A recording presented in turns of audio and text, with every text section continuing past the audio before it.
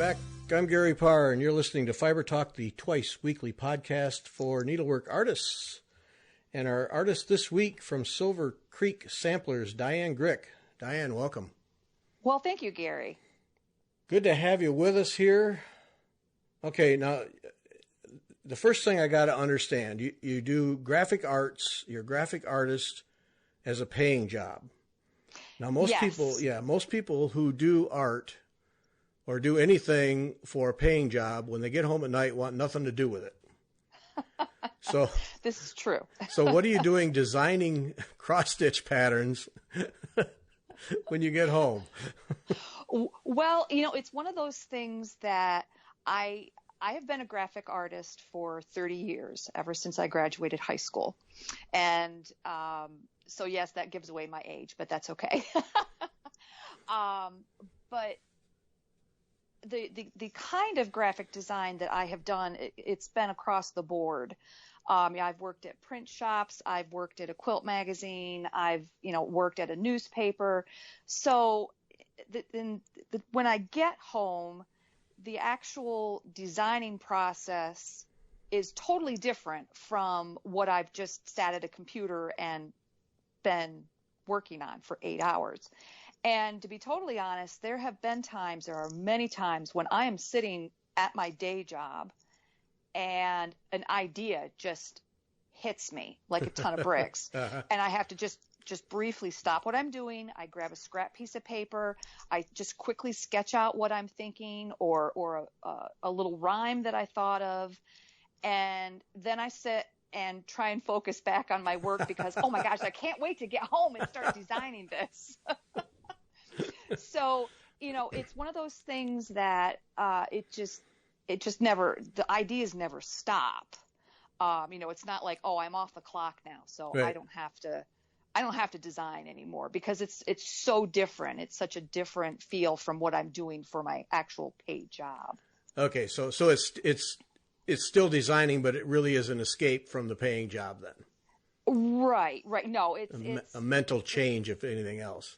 Right. Exactly. Okay. It's something like with my cross stitch. I don't have to follow any rules. I don't have to do any certain themes. I never put myself in a box. So whatever ideas come, they just come.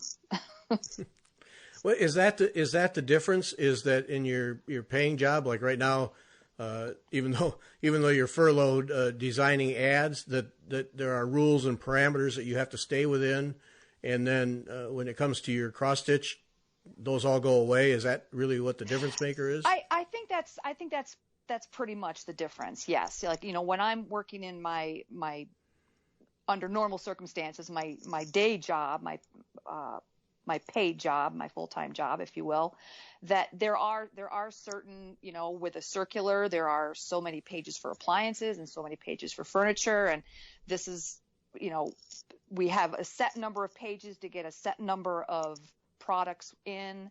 And whereas when I get home and start in design or start stitching, that it's a free for all. I don't put myself in any box, and that just gives me the freedom to, if it's July and I get a Christmas idea, awesome.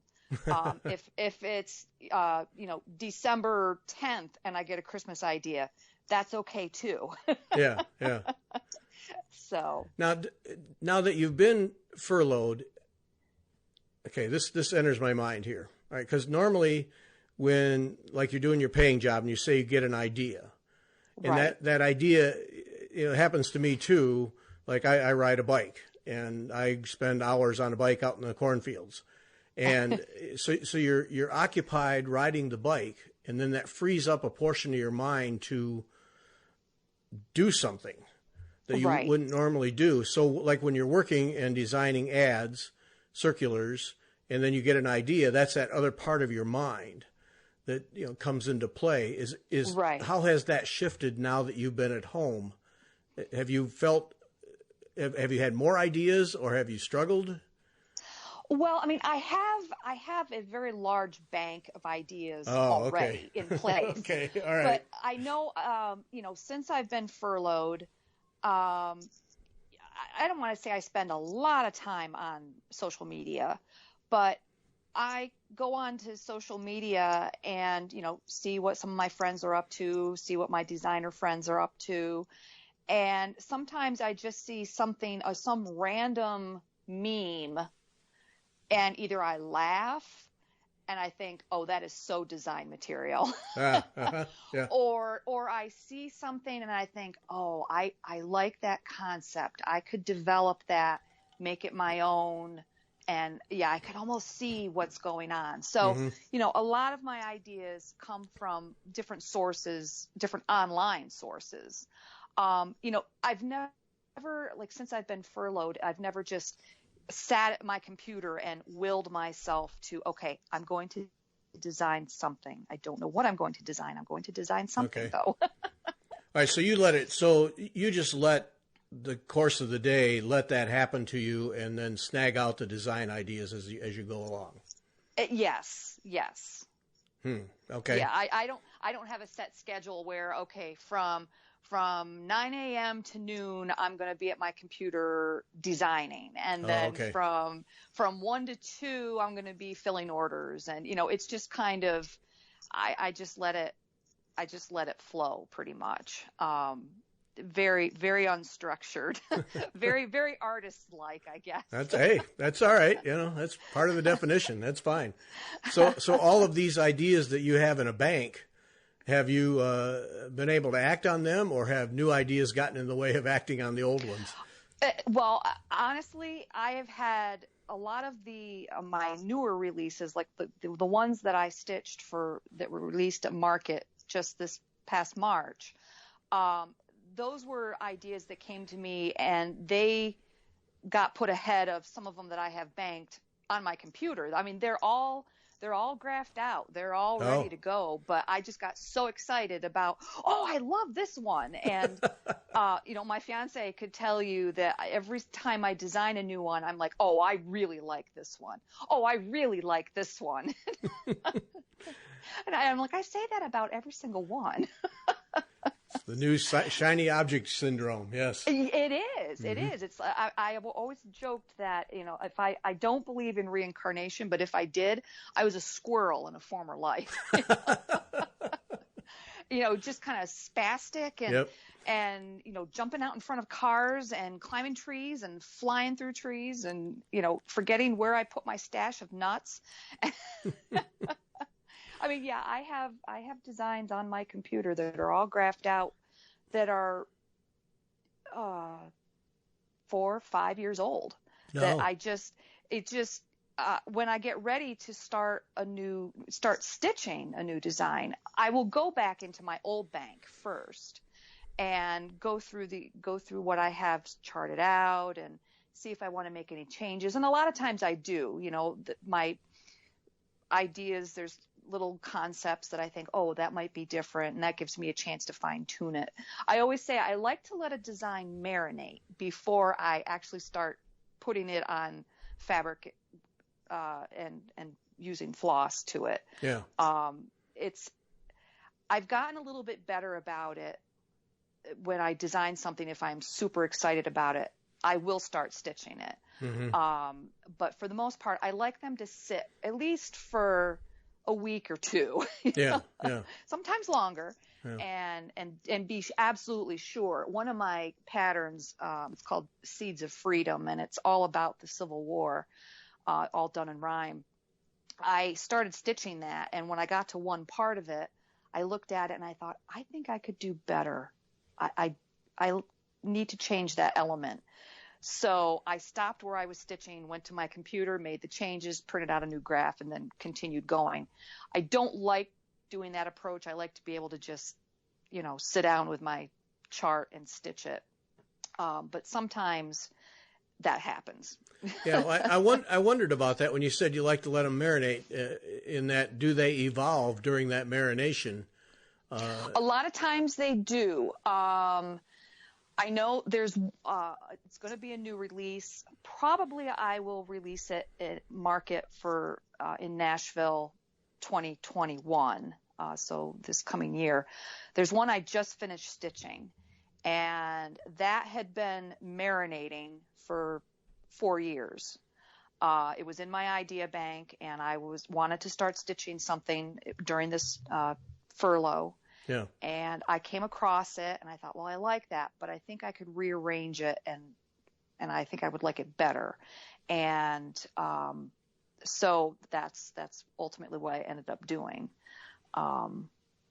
So a lot of times it just depends. Yeah. One of the ones I released at market this year is called Moonshine, and that was one that, I saw something on social media. I liked the concept of it, the wording. I changed it to rhyme, which a lot of times a lot of my samplers have rhyming verses. I just think it's fun. Mm-hmm. And I graphed it out and started stitching it. It took me probably 8 months to stitch it, but not so much because of its difficulty, but it was just the fabric I chose to stitch it on was a little more challenging because it was a little darker fabric, which can be much more challenging to stitch on. But I remember when I started that, I thought, oh, this is not usually how I do things. This has not marinated, but I had to just go with my gut. Yeah. Do you have trouble knowing when a design is finished?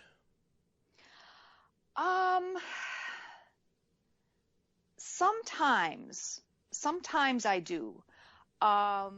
In the past few years, I have kind of felt like when I get done designing it on the computer, there's just something in me that feels, I guess, at peace. Okay. Like it feels balanced. For me, it's a lot of it's about balance. I'm always talking about, well, it feels balanced.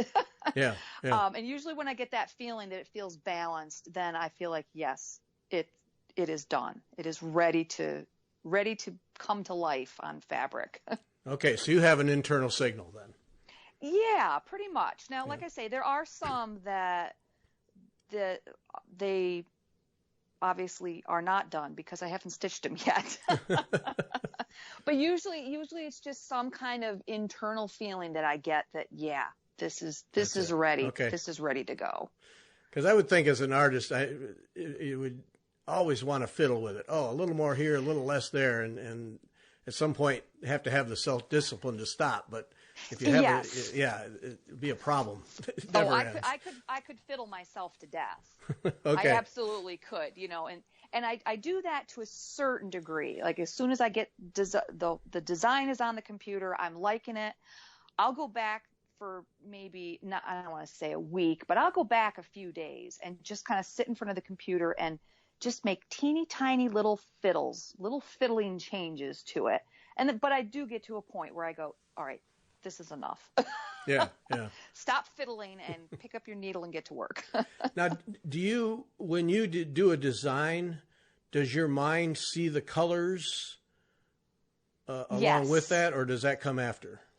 No, I usually I can see the colors as I'm designing it. Actually, as I'm designing it in my program, I try and enter the colors as my mind is seeing it.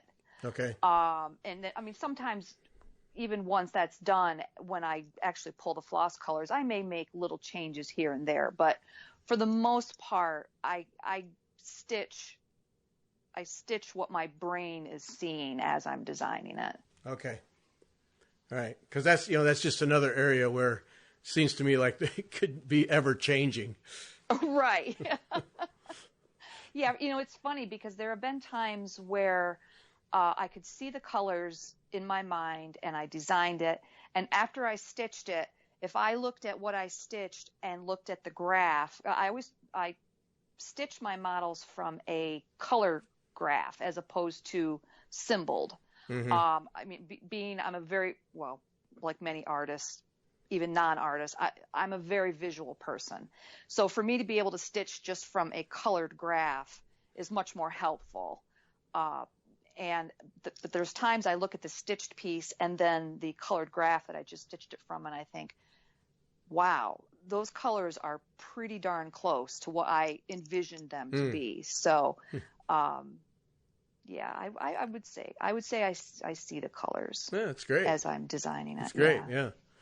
Yeah, because it just seems to me it would be a two-step process where you get the design together and then, all right, now I got to figure out what the colors are. But if you're seeing the whole body at one time, then yeah, you're ahead of the game. Yeah. Right. Now you do stitching words is just not my thing. It just isn't. Okay. But when I first looked at yours, my first reaction was I would stitch those words. And a lot of your designs are, for the most part, nothing but words. I mean, you'll have some other things in there, but you have a way of putting those words together and the fonts you use and the way you assemble them that make them, I won't get this right, but this is what it hits me, that make them a cohesive unit and a visual piece rather than just rows of words. Yes, that happened because when I first started designing, I didn't like if you just have a standard alphabet, just a plain old standard alphabet, and you stitch words exactly, and the letters are exactly spaced as a standard alphabet would be. A lot of times, many times, there's these really weird spaces that are left. Yes. And that just it makes my eye twitch. As a designer, I just feel like, ooh, it doesn't fit together. There's a weird space there. So I wanted to develop lettering that a style that a stitcher eventually would look at and go, that is a Silver Creek Samplers, without even looking at, they could just tell by looking at the design it was a Silver Creek Samplers. And I wanted my lettering, my look, I wanted the letters to be as much a part of the design as whatever element was there to depict the wording, the graphic, if you will. And so that involved, okay, all of the letters may not be on one straight line. One letter might be a little bit higher than another. One might have a loop on one end so that fills up a wonky space right beside it. But it just makes it lends itself to what I've always dubbed my designs as folksicle. They're obviously not lifelike and realistic. It's not like looking at a painting. I definitely wouldn't call them primitive, but they're kind of folky looking. They're folky, they're whimsical, so they're folksicle. And so that's kind of where my lettering style, it's just something that I just developed on my own. It's just morphed into what it is today. Now, is that a charted fonts that you've created that you stick to, or do you just let that part evolve and work as you're designing the piece? Pretty much it. A lot of times, if I'm going to start designing a new idea, a lot of times I will go into a previous design and I'll copy and paste a bunch of letters that I used in a previous design. And then, of course, based on whatever letters are used in this new design, a lot of times a letter might look a little different in one design than it does from previous design. Mm-hmm. So it's nothing that is it's set in stone, like every single H is going to look like this and every single T is going to look like this. It depends on what words they are and what letters are next to each other, pretty much.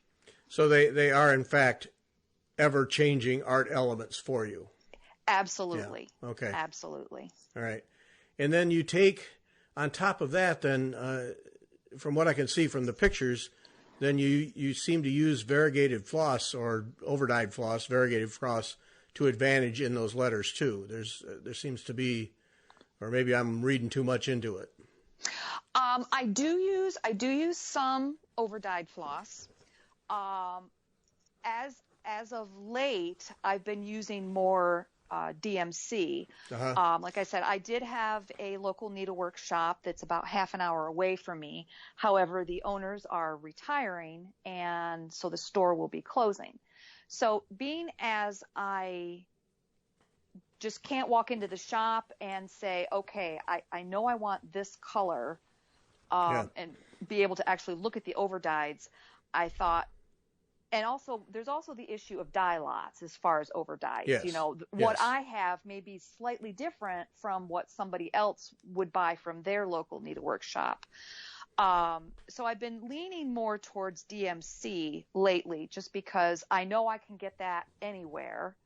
And the colors, I think for the most part, are very consistent across the board. Right. If it's something that I feel very strongly about having an overdyed, if it's a big area of solid stitching, many times I will resort to using an overdyed, just because it just gives a fun variation to it without looking like a big solid block of color. Yeah. If it's a case like that, I mean, as a designer, I do have, you know, the Gentle Art flosses, and I have the Weeks Dye Work flosses.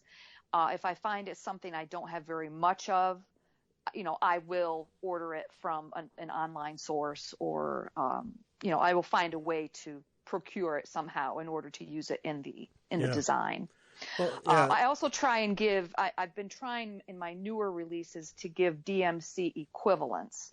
I've had a lot of requests over the years. People email me and say, you know, do you have DMC equivalents for whatever chart they want to stitch? And as a designer, I never provided it before, because everyone sees color differently. Mm-hmm. You know, someone might look at a gray and see a blue. I might look at that. I might look at what they think is blue and see gray. So, you know, color is so subjective that I didn't want to get into that. And plus, I do it manually. I don't rely on my software to do it for me. But I had enough requests that I have been giving the DMC equivalents on the chart, as well as, you know, the overdyes that I might use. Yeah, yeah.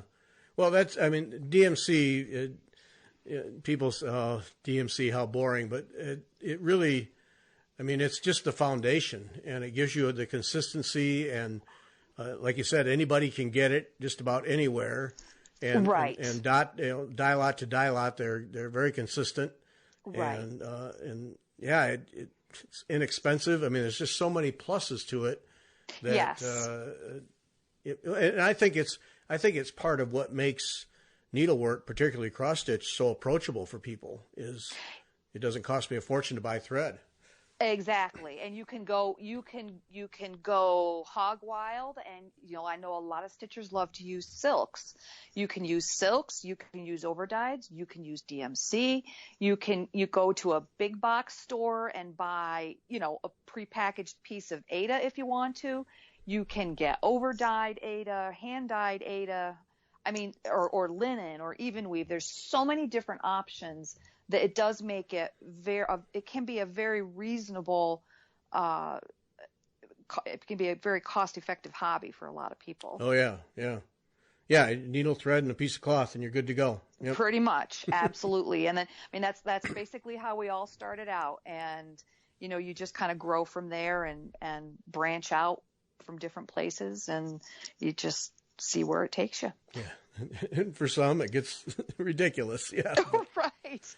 I know. I always kind of laugh when I see, I belong to several groups on social media, and, you know, stitchers talk about their stash. Yep. Oh, I don't know how to organize my stash. And I'm sitting there going, I don't have a stash. Yeah, well, I'm guilty of that. I've got. Well, I think as a designer, I stitch all my own models. Oh. I did have one model stitcher that helped me out for a release just this past Nashville, because it was an idea that came to me in November. And of course, Nashville is, yeah, exactly. There again, I'm like, oh, I have to have this at Nashville. And I knew I couldn't stitch it quick enough. So I did have a model stitcher stitch that one for me. But you know, I stitch all my own models, and it's just always a fun way of watching what I saw in my head and sometimes sketched on paper, to charting it out and watching it come to life on fabric. that it just, there's just something so amazing about that. It's so satisfying. Yeah. What you created in your head, you actually make with your hands. Yes. Mm-hmm. Right. Yeah. Right. Now you have, in a lot of your pieces, you have a religious theme to them, which is one of the things I like about your work is you have that. Is that something that you try for, or is that just part of it comes to me? I think a lot of it just comes to me. My faith has been very important to me my entire life. It's a big part of who I am. But I wanted any of my pieces that I created, I wanted them to, obviously a designer wants them to appeal to a broad audience. Right. You don't want to just isolate a certain group.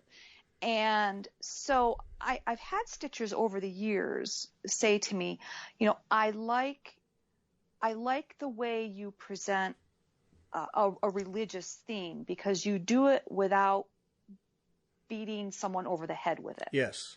Yes. And that's kind of the approach. Well, I hope I've always lived that way. I'm not the one that's gonna be standing on the street corner, shouting repent. I'm going to be, my faith is very quiet and very personal. And, I want to get that message across without feeling like somebody is trying to be converted, basically. So I just, if it's a religious in nature, then I go with it. And, sometimes I know one I released for Nashville, the one that I was talking about that I had a model stitcher stitch for me is called Izzy Decayin. It has absolutely no religious nature. It's just fun and quirky and just a totally different view. Yeah. So, I just let my imagination go wherever it is. And I'm not afraid that, I try and balance things out. I don't want every single one to be religious. But yet I want that to be a part of my offerings as well, because that's an important part of who I am. Right. Right. Well, and I think that's what I like about them. Is I don't feel Bible thumping going on. Yes. At all. Yes. At all. Right. They are just there, and they have a message, and that message works without. Yeah, I don't feel like it's getting drilled into me, and that's right. Yeah. But and that's part. I think that's part of your design style, that it's not forceful in that way, whether it's religious or not. It's not forceful. And right. visually, I felt like when I looked at them, like visually, I could ease into them and enjoy them and explore them, right? Rather than boom, look at that, that was yeah. Right, exactly. I know. It was one of the years I went to a retreat down in Myrtle Beach that I talked about earlier, and I had my Christmas list, of course, was on display down there, and I had a stitcher come up to me, and of course at the very bottom, it lists all these things about Christmas, basically secular things, and then at the very bottom it talks about, Christ being born, and which, in my belief, that is why we celebrate Christmas. The rest is just icing on the cake, Yep, exactly. But anyway, I had a stitcher come up to me and say, I really would like to stitch this. I can't remember if she said for her some family member, but she said they don't have a religious belief. And so I looked at her and I said, well, then you could just the way that was designed, not that I particularly did it that way, but I said you could just leave off the bottom of that and it would still be a nice holiday Christmas sampler. Right. It wouldn't feel like there was something missing. Yeah. And I think she kind of felt like maybe I would be offended, and I said, I'm totally not offended. Not everyone believes the same thing I do, and that's okay. But you could just leave off that bottom part, and it would be, a cute little design. So, yeah, that's how I've always wanted to approach it. It's your piece. Do with it what you want. Yep. Yes. Yes. Make it your own. That's all. Make it your own. Yep. Have you always been an artist? I mean, from a child, has art always been part of you? Oh, yes. Yeah. From the time as old as I can remember, Mom would bring home scrap paper from work that would have some kind of a chart or something on the back. Well, it was technically the front, but the back was plain. And she would bring home these pads, and I would draw all the time. The backs of calendars, back in the days when they were just like paper calendars hanging up, I would draw on the backs of calendars. I would draw anywhere where there was an open space. And just being my imagination and being creative has always been a huge part of my identity. Christmas for me every year as a child pretty much involved getting a new box of Crayola 64s, or new colored pencils, or, a drawing pad. It's definitely always been a part of my identity. What to get Diane? Just get her art stuff. She'll be fine. Yeah, she'll be fine. So that carry all the way through high school, and some people will say, all right, that's my escape. Art is my escape, and I'm going to go do something else to make a living, but not for you. Well, the high school I went to was a rural high school, and we did not have a VOTEC within the county. There was a VOTEC school just across the border up in the southern tier of New York. And so as sophomores, we were allowed to see what kind of different offerings the VOTEC school had. And I noticed, originally I was going to go for drafting. That's something that has always appealed to me. But then I saw, I'm like, oh, they have this program called commercial art graphic design. Like, oh, that sounds like it would be fun. And there again, like drafting, everything needs to be exact. If you're going to build a house, it's got to be exact. But I thought with the commercial art graphic design, that would allow a lot more freedom and more creativity. And so my junior and senior year, I went to VOTEC school for commercial art graphic design. I would go up there for half a day, and then the other half I would come back to the high school and do my required, math, science, English, that sort of thing. And so by the time I got to the end of my junior year, early into my senior year, I'm like, I want to do this for a living. This is what I want to do. And I did not go to college. I graduated in 1990, and technology, computer design technology was so new at that point that I thought, what am I going to learn in college that I haven't learned in VOTEC in 2 years? Mm-hmm.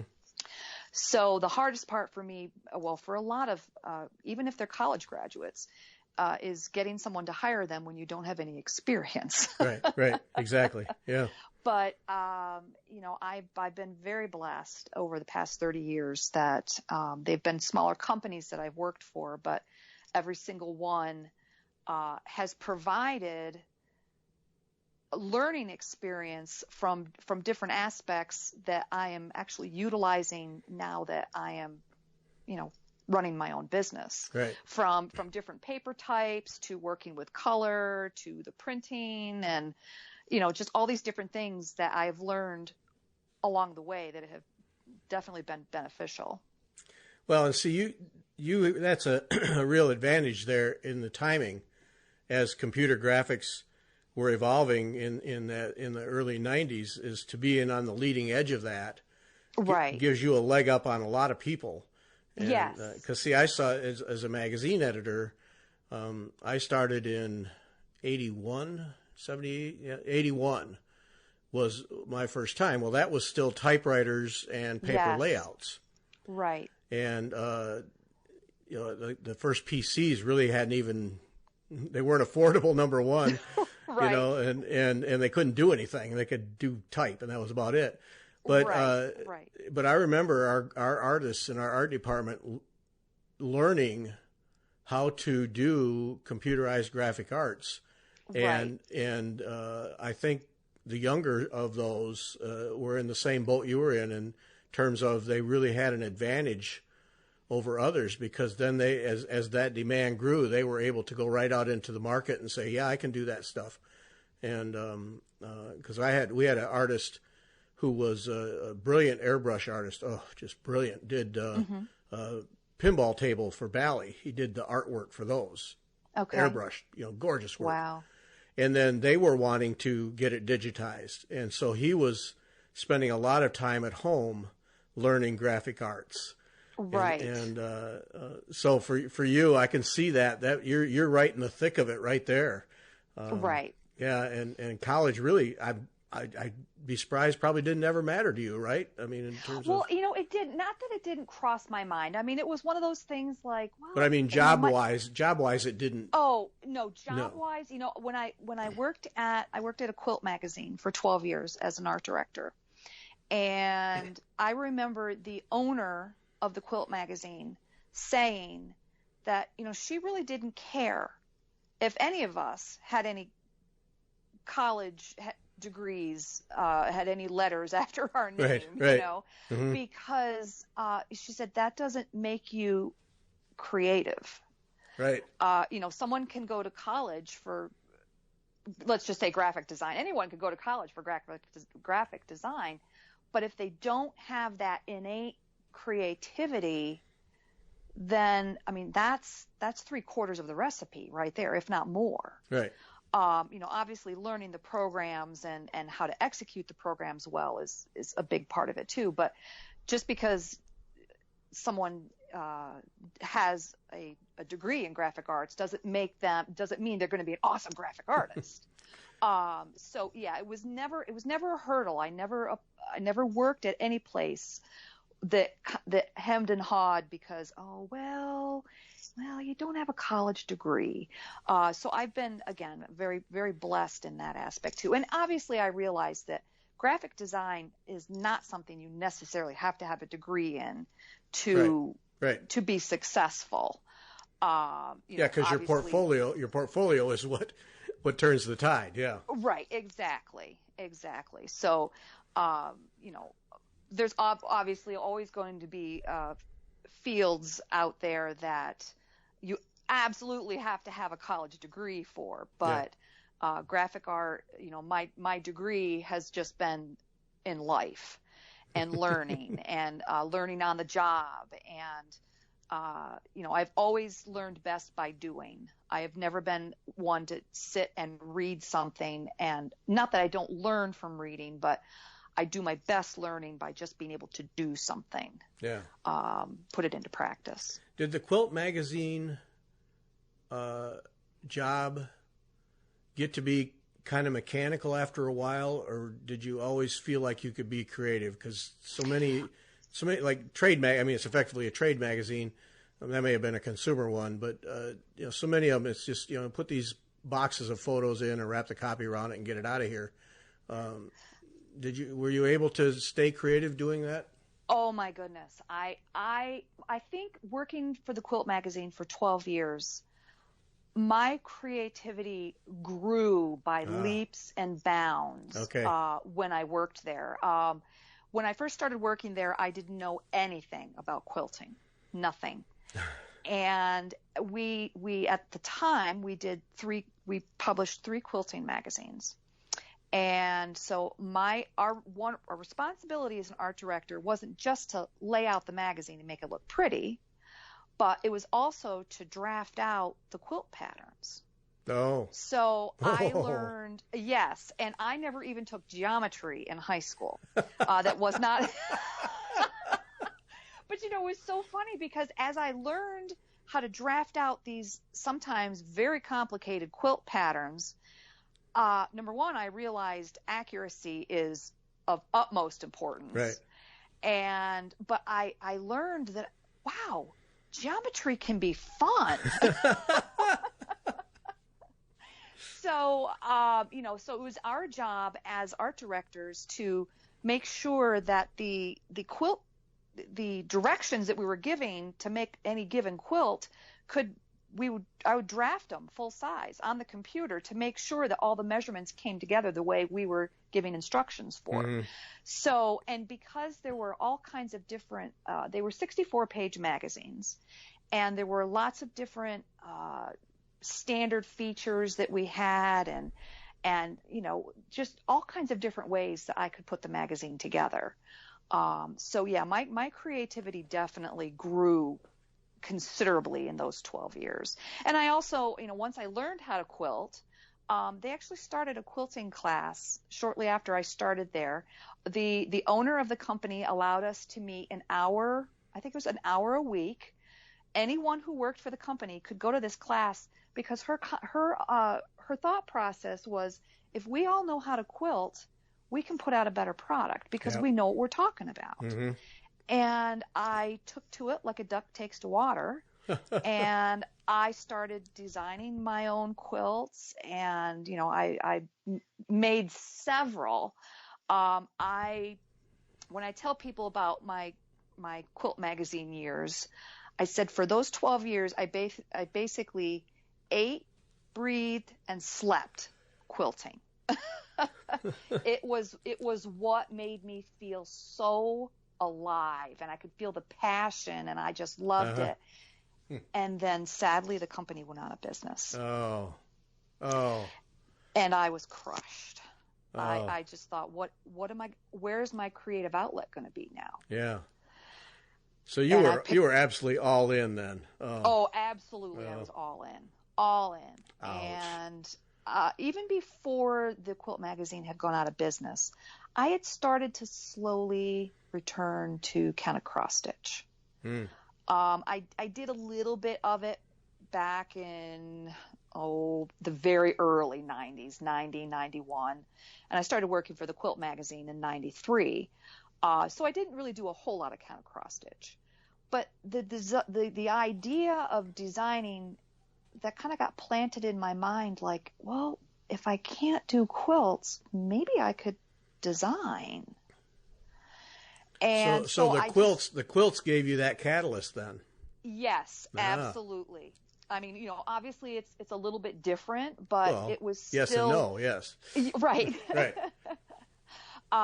So yeah, I just started designing, and one of my friends said, "Oh, you should send these off to, I don't know, it might have been Leisure Arts." And I sent an email with some of my designs, and they said, "Well, it's really not what we're looking for." Well, I was crushed. So I just kept designing.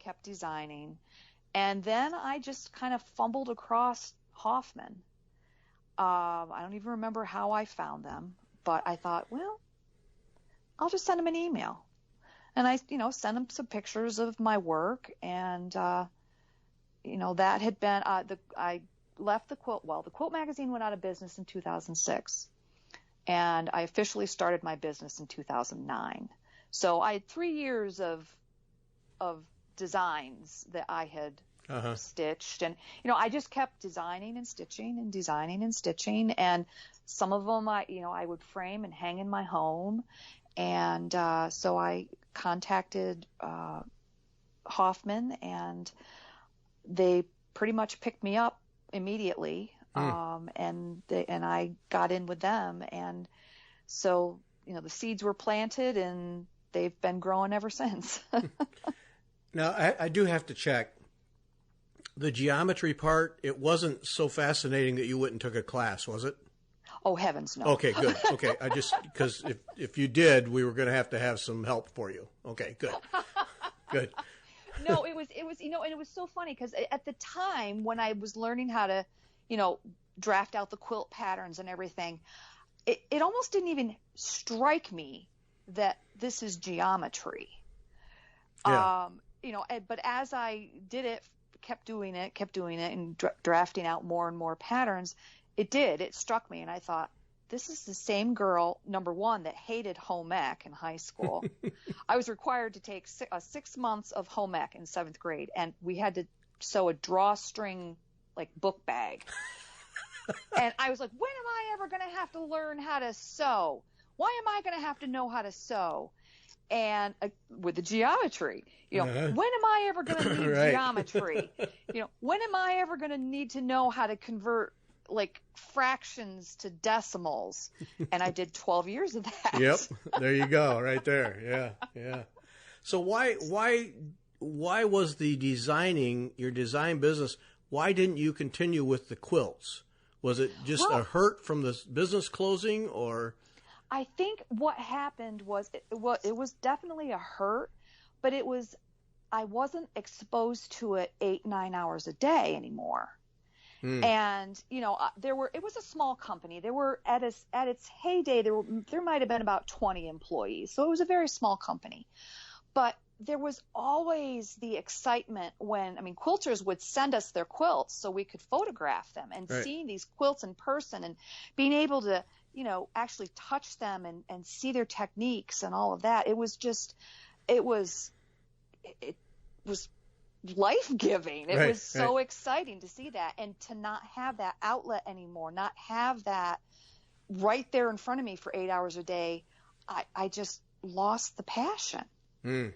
And so, you know, that's where I just kind of gravitated back to counted cross stitch and said to myself, well, if you can design quilts, you certainly can design counted cross stitch. Yeah.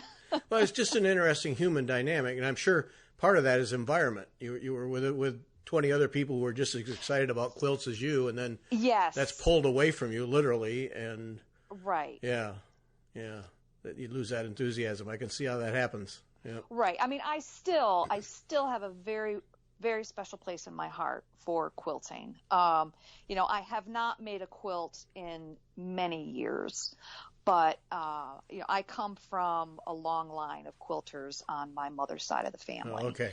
And, you know, I have some antique quilts that came from my grandpa's farm. And so they still have a very special place in my heart. And the fact that the 12 years that I spent working at the Quilt magazine gave me a lot of good memories, and also, you know, let my creativity grow and gain experience in the printing industry. And so, you know, they say, you know, common phrase, everything happens for a reason. Yeah, well, that's just it. I mean, the skills you learned there, I'm sure, have been a huge benefit to your cross-stitch business. Yes. Oh, absolutely. Printing, publishing, instructions, layout, design, all those things. Yeah, huge benefit. Yeah. Yes, absolutely. Well, your mom must have been so proud when you were working at the quilting magazine. She was. I actually had an opportunity in 2003.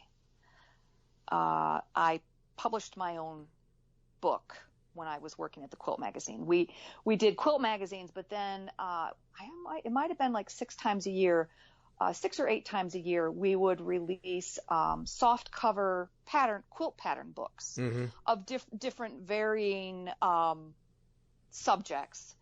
And when my grandpa had passed away, we were cleaning out the farmhouse that had been in the family for several generations. And so, as you can imagine, there was all kinds of treasures to be gone through in this farmhouse.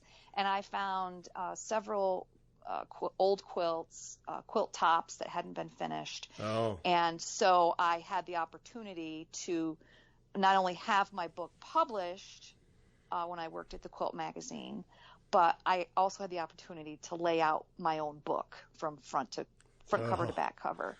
So very few get that opportunity. Yeah. It was a very, very special opportunity that I had at that time. And I included, you know, little stories about my grandpa's farm. And it was just a really special book that I was able to do. Oh. So yeah, Mom was, I mean, she was proud of, I have a sister who's 2.5 years older than I am. And, you know, she was always proud of both of us girls and encouraging us to do that. We could do whatever we set our mind to. Yeah.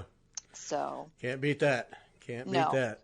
So when the cross stitch business, so you need an outlet. So you start designing cross stitch. At some point, do you make a conscious decision to do a business out of this thing? Was it before Hoffman picked you up, or did that just kind of just evolve and ease into business? I think it just kind of evolved. Now, when Hoffman picked me up, I thought, gosh, so this is like a business. Yeah. And when I went into it, obviously I didn't go into it with the idea that I'm going to be rich and famous from this. I looked at it as, this is a way that I can still create and that I can share my inspirations and patterns and designs with other people as well. Yeah. So it just sort of evolved. And I was never afraid of, even though I've caught myself saying it, what if I run out of ideas? I've never had to cross that road. And I don't think it's ever going to be a road that I'll cross. There have been times I might crawl in bed at night and all of a sudden something comes to me and I think, oh, I'll remember it in the morning.